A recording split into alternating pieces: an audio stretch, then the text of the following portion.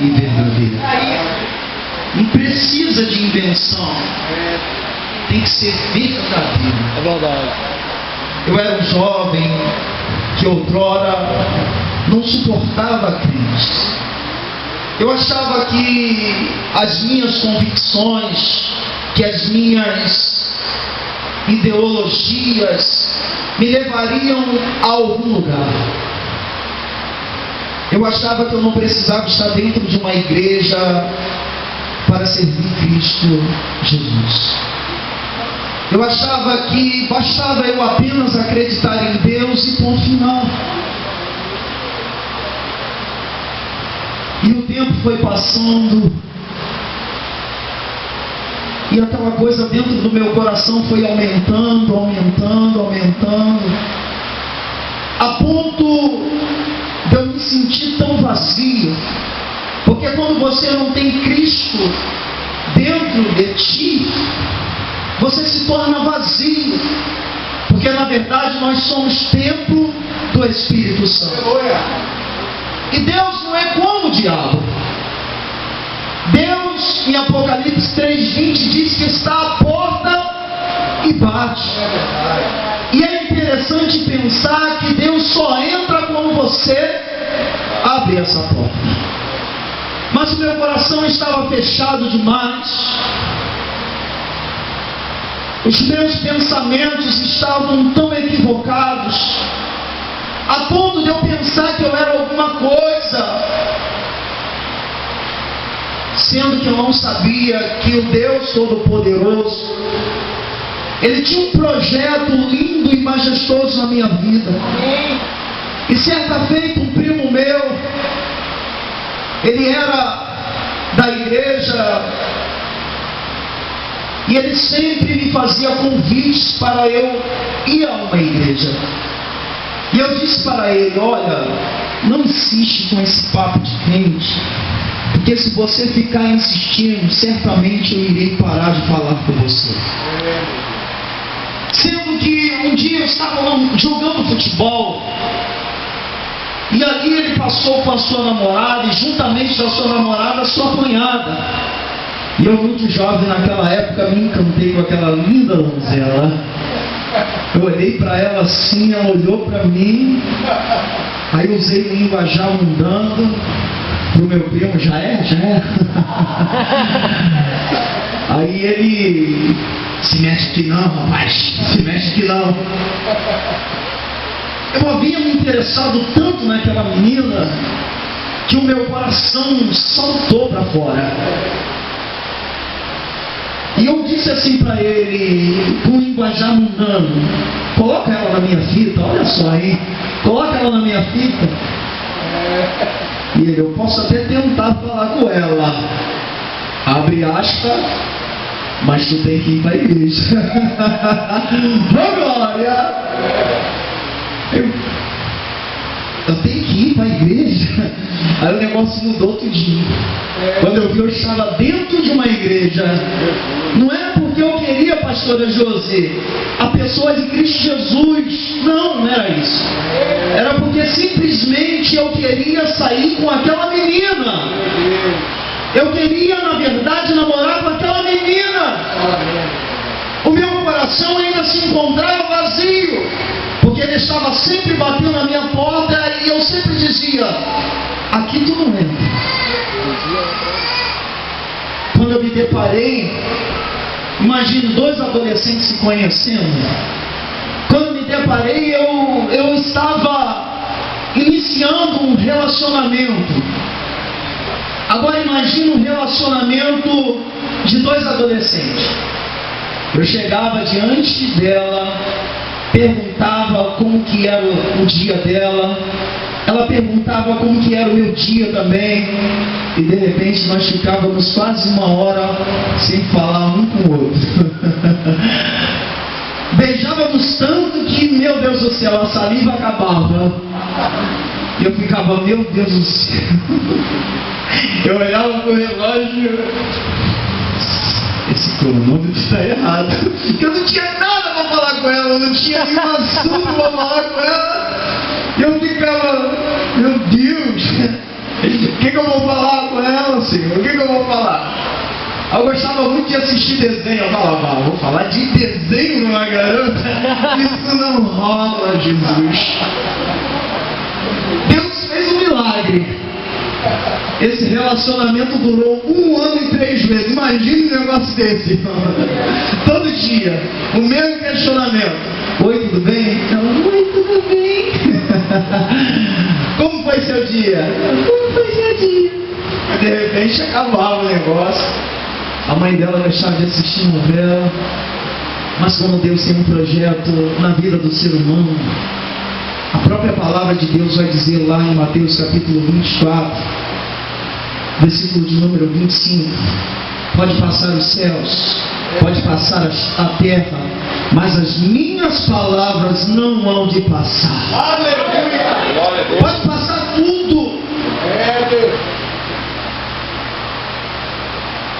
Você sabia que o Espírito Santo tem ciúme de você? Eu creio.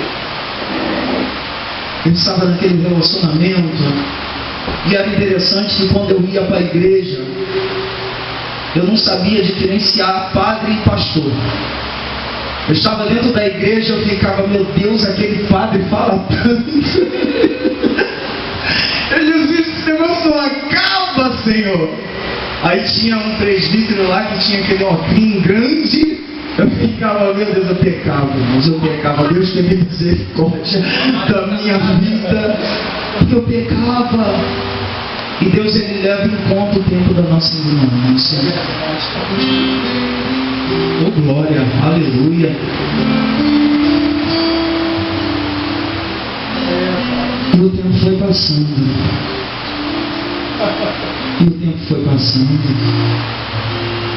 Aí Deus decidiu se levantar do seu trono. Aleluia! E como Deus se levantou do seu trono, Ele deu uma ordem. E a ordem de Deus é o objetivo direto. Você percebe isso na criação. Ele disse, haja, e aquilo que Ele determinou, teve que dar seu jeito. E Deus disse para o anjo assim, vai lá na terra, acaba com esse relacionamento. Porque eu quero realizar algo na vida deste jovem. Mas para que isso aconteça, é necessário sacudir um pouquinho. Para que ele venha a ter um pouco de temor. E o vento sopra. Quando eu me deparei, o relacionamento tinha acabado. E você acha que eu fiquei dentro de uma igreja? Eu saí. E quando eu saí, o diabo, ele sempre tem pratos. Ele sempre tem pratos. E o primeiro prato que o diabo ofereceu foi justamente aquilo que eu tanto gostava. 4 jovens se apresentaram diante de mim e falaram, temos um projeto. E eu perguntei para eles, que projeto é esse? E eles disseram, queremos montar um grupo de dança. E você está dentro deste grupo. Quando eu me deparei com aquela realidade, com tudo aquilo, eu estava dentro daquele grupo também. Gastávamos tanto dinheiro.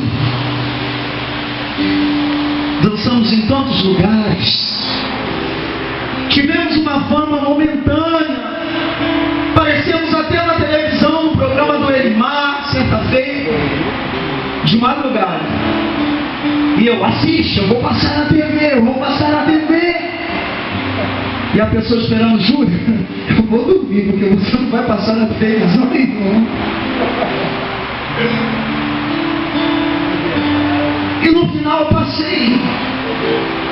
Júlio, você passou por menos de 2 minutos. Eu esperei a madrugada inteira para te ver menos de 2 minutos, Júlio. Mas eu estava na TV. Oh glória! E Deus coloca no coração daquele anjo mais uma vez. Vai. Cria uma situação. O nosso Deus é um Deus que cria a situação, tu não entende nada quando Ele cria. Aleluia. Porém, lá na frente tu vai compreender. Aleluia. E aquele grupo, sem mais sem menos, acaba. Eu comecei a questionar tanto, a ponto de dizer: o que mais está voltando a acontecer na minha vida? Primeiro eu perco a minha namorada. Gostava tanto dela.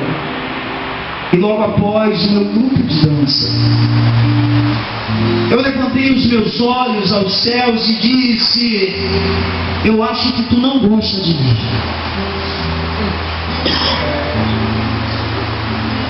Aí certa feita um grupo religioso começou a entregar os folhetinhos. Olha a importância deste evangelismo. E aquele grupo não apenas entregou, pastor José, um folheto, como também disse que Deus me amava. E eu, cego pelo diabo, eu disse para eles, com tom áspero e arrogante: como que Deus pode amar uma pessoa se Ele permite com que tantas coisas ruins aconteçam? Aquela pessoa não teve respostas para me dar. O vazio que havia dentro de mim era tão grande que me fazia muitas das vezes chorar. Eu estava cercado por amigos que na verdade não eram meus amigos. Meu Deus. Estava sorrindo o dia todo, brincando o dia todo, mas quando reclinava a minha cabeça no travesseiro para dormir, as lágrimas começavam a descer.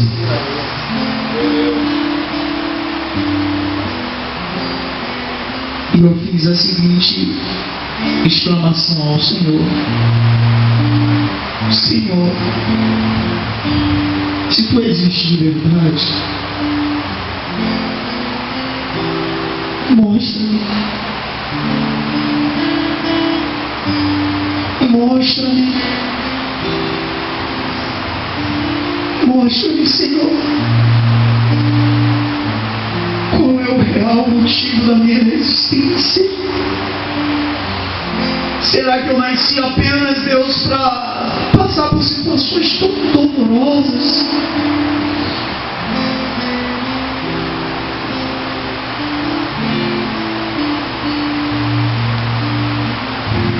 Eu cheguei a frequentar um centro espírita.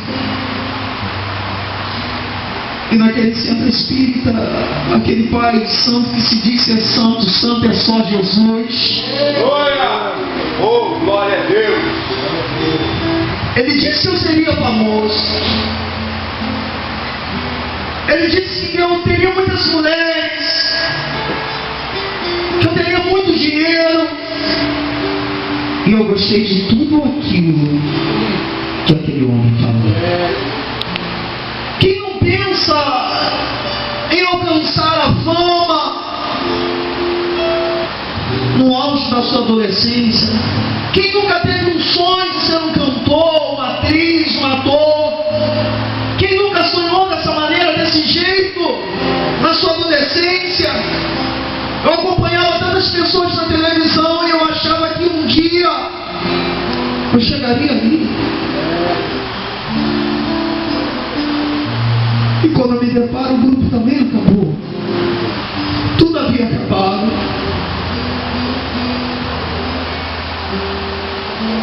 Um amigo nessa época,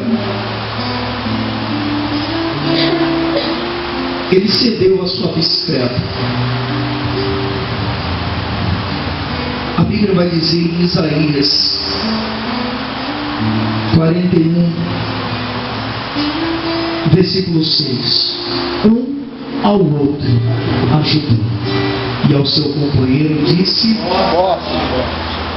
Ele estava me ajudando. E eu iniciei ali um trabalho que eu acho muito digno.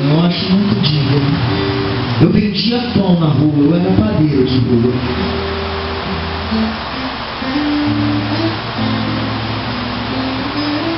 E certa feita, o meu pai, que hoje não se encontra mais com vida, ele disse assim: filho, a Light está para cortar a nossa luz, filho. Mas tu tem uma continha em dinheiro para que possa me emprestar, para que eu venha inteirar, para que a Light não venha cortar. Porque muitas das vezes nós não tínhamos recursos, nós não tínhamos dinheiro, e passávamos a vergonha da Light bater e cortar a luz. Eu disse: pai, neste momento eu não tenho, mas tem como o Senhor aguardar até um certo dia? Meu pai: tudo bem, filho. Isso era numa quarta-feira. Não deixa para amanhã aquilo que você pode fazer hoje. Aleluia. Senhor. Eu estava conversando com um amigo meu, e esse amigo meu, ele parecia demais comigo. Além de eu ter saído da igreja, eu comecei a ser um crente. E certa feita eu estava vendo um grupo de cristãos, e a alegria era tão grande. Você sabia que a sua alegria incomoda? Oh, Jesus, verdade. Você sabia que a sua alegria incomoda? Você sabia que quando a luz do Espírito Santo ela brilha sobre ti, a tua alegria incomoda? Aleluia. Se você não sabia, passe a saber. Porque ele estava me incomodando, eu estava afastado, eu estava vendo um grupinho, pastor, eles estavam sorrindo tanto, eram assuntos relacionados a Jesus. Eu falei: que negócio é esse? Como é que essas pessoas podem rir tanto de um homem que as pessoas falam que morreu, que ao terceiro dia ressuscitou? Como que podem ter tanta alegria em falar dessa pessoa? Como que é isso? E eu estava falando com um amigo meu, e esse amigo meu era muito crítico, era muito parecido comigo na maneira de criticar e falar mal de crente. Só que de repente a chama que estava lá nele, ela envolveu a minha pessoa, a ponto dos meus próprios lábios disserem: eu quero, aleluia, visitar uma igreja. E de repente essa mesma pessoa disse assim para mim: eu também quero. Louvado seja Deus, aleluia. Eu disse assim: vamos ir por ir numa igreja. E ele falou: vamos. Sexta-feira eu pego e verifico o pneu da minha bicicleta, porque muitas das vezes eu tinha que empurrar toda a minha trajetória, aquela bicicleta, andando e com as mãos. Mas nesse dia, Deus não permitiu com que o pneu furasse, porque Deus ia criar uma situação lá na frente para quebrar este vaso e fazer um vaso novo. Eu havia pedido bênção aos meus pais e eles me abençoaram. E eu saí e uma vizinha disse uma frase que eu jamais me esquecerei. Ela disse: filho, vai com Deus. Naquele mesmo instante eu estava indo com o Senhor, porque eu não sabia que mais à frente havia um homem possesso de demônios, com o seguinte intuito: matar, matar e matar. É por isso que a Bíblia vai dizer lá em João 10:10 que o ladrão vem senão para matar, roubar e destruir. Mas tu vai encher o teu pulmão agora e dar glória, porque o nosso Senhor, Ele veio para nos dar vida e vida com abundância. Aonde o diabo tenta colocar um ponto, Deus diz: tu não vai colocar, porque eu não dei a última palavra. Glória a Deus. Aleluia. Aleluia. Parece que eu contemplo o diálogo. E hoje eu entendo um pouquinho, mas muito longe daquilo que Jó passou. Parece que eu contemplo o diálogo do inimigo da nossa alma, o nosso Deus.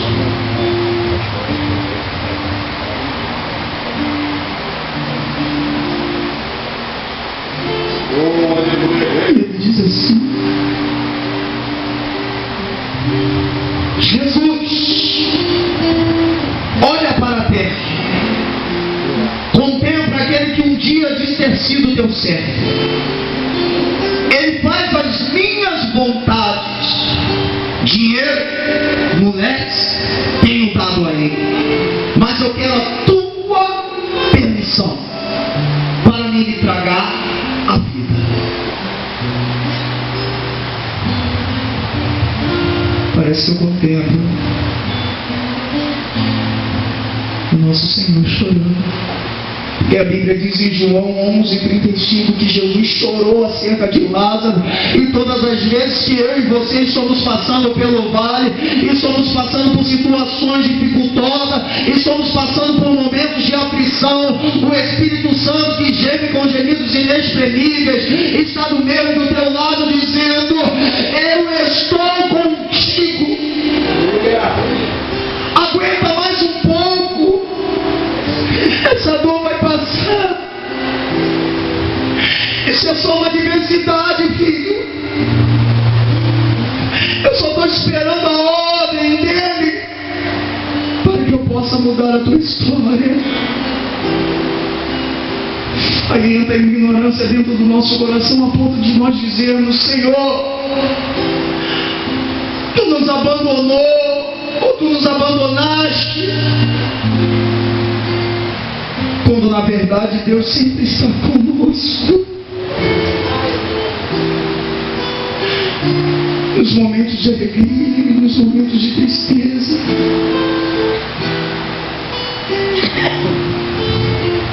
E o Senhor diz assim para o diabo: você pode até tocar, mas a alma dele tu não irá tragar.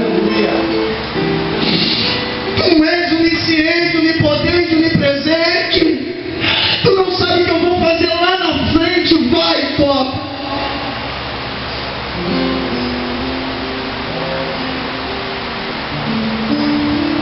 Pode tocar. Eu vejo Satanás se retirando da presença e colocando no coração de um homem na terra: não toca não, mata. E quando eu estava num determinado lugar, um homem sem dó e sem piedade saca da sua arma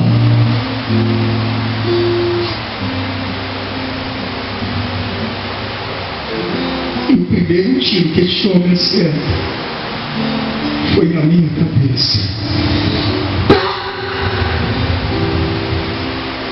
Eu sem entender nada do que eu estava passando, eu caí no chão, a bicicleta caiu em cima de mim. Aquele homem continuou a disparar. Tudo a queima-roupa.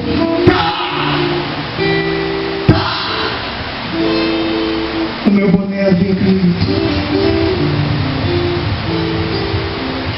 Naquele mesmo instante, você que não acredita no inferno, eu quero te alertar e dizer que o inferno é verdadeiro.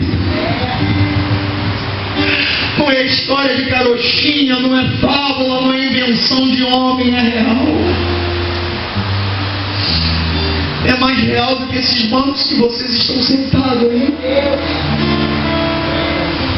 Eu vi a pastora minha alma sendo lançada naquele lugar obscuro, naquele lugar tenebroso. Aquelas cabeças negras, aqueles braços negros tentavam assim me pegar, e eu caindo.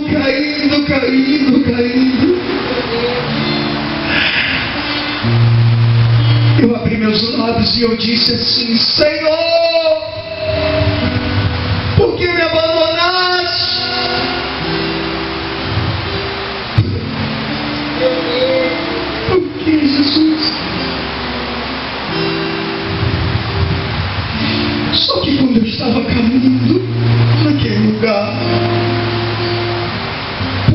passagem de segundo eu não percebi que comigo o homem de branco tinha caído.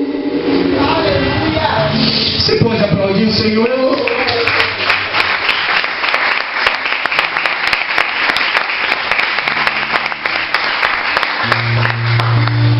E quando me deparei com aquelas vestes brancas, com uma lã branca, mais alva que a neve,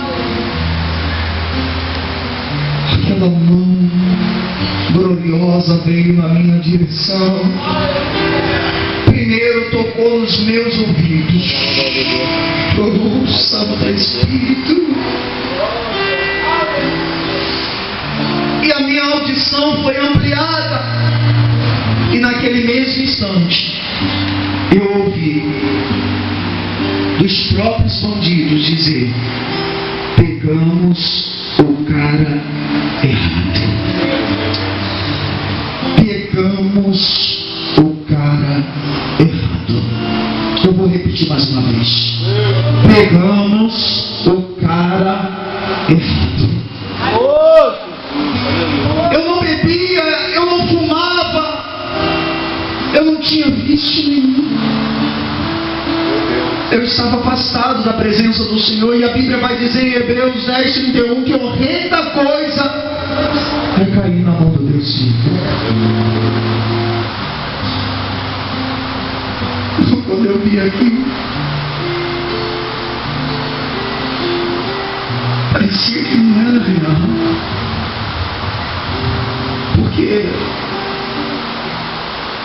5 minutos ou 1 minuto que tu passa no inferno é como se fosse uma eternidade aqui na terra.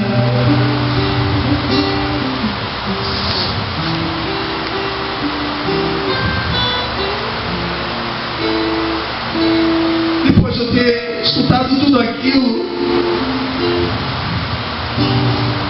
aí eu ouvi a voz do Senhor como um som de muitas águas dizer aquilo que está escrito em Isaías 41, versículo 13: porque eu, Senhor teu Deus, te tomo pela tua mão direita e te digo: não temas, que eu... Você pode dar glória a Deus? Glória a Deus. Naquele mesmo instante, eu voltava à vida. Praticamente eu tinha morrido. Porque quando eu me deparei ao meu derredor, tinha muitas pessoas, e o preconceito muito real. Só ouvia pessoas dizendo: para ter tomado tanto tiro assim, pode ser vagabundo ou bandido. E eu dizia: eu não sou nada disso aí, não. Eu sou trabalhador. Eu sou trabalhador. Me ajuda. Me ajuda. Quando alguém por fim ia chegar diante de mim para me ajudar, eu simplesmente ouvi uma pessoa falando: não toca a mão dele não. Desculpa a expressão das palavras, você está louco, não toca a mão dele não. Eu pensei comigo: já que ninguém quer me ajudar, eu vou me arrastar até em casa. Eu estava me arrastando que nem um bicho no asfalto. Meu joelho ficou em carne viva porque ninguém queria colocar as mãos em mim. Diga para a pessoa do seu lado: Deus faz tudo no momento certo e na hora exata. Deus não se atrasa, irmãos. Deus faz tudo no momento certo e na hora exata. Nós que somos ansiosos, mas Deus faz tudo no momento certo e na hora exata.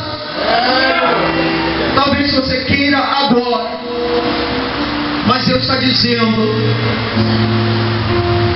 ainda não é chegado o momento. É por isso que Jesus diz para sua própria mãe: mulher, não é chegada a minha hora. Talvez você está pedindo tanto tempo, mas ainda não é chegado o momento.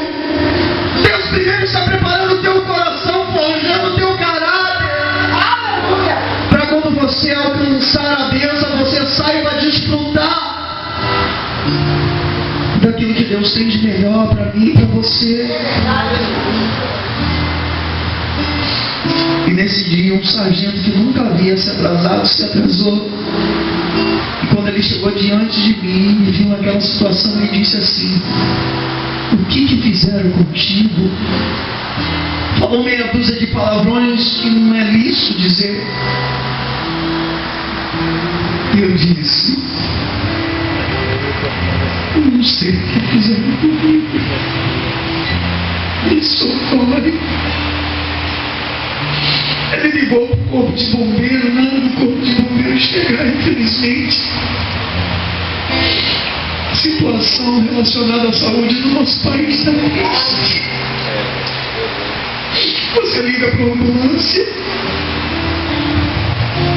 Eu lembro que antes da minha mãe partir, eu liguei para a ambulância demorou mais de 1 hora. E quando a ambulância chegou, simplesmente minha mãe estava morta. E ele me colocou numa lona, improvisou uma lona, me colocou numa Kombi e me levou.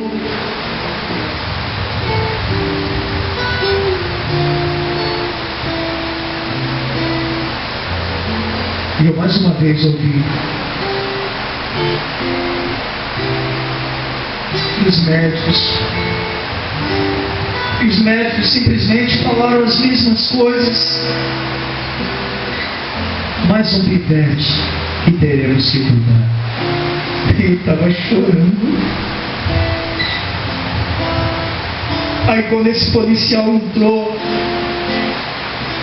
viu que as coisas mudaram para mim. Aquele policial entrou e falou assim: cuida dele, porque ele não é nenhum pivete. Só que eu estava sentindo o pavor da morte novamente, porque eu tinha perdido muito sangue.